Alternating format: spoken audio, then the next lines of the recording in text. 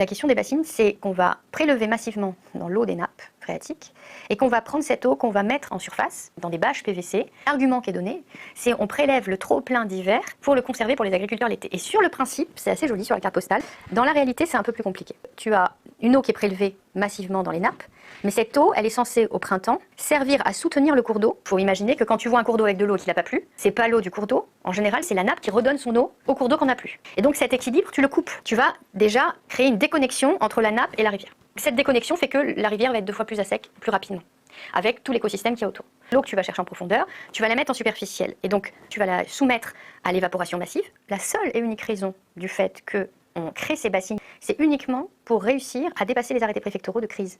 Parce que quand on est en arrêté préfectoral de crise, eh ben, on arrête l'irrigation, sauf pour ceux qui ont une bassine. Donc, en fin de compte, tu crées des privilégiés. Tous les autres, ils n'ont plus le droit d'irriguer. Tous ceux qui avaient un petit forage derrière peu profond, eh ben, en réalité, eux, ils ont plus d'eau 2 fois plus vite.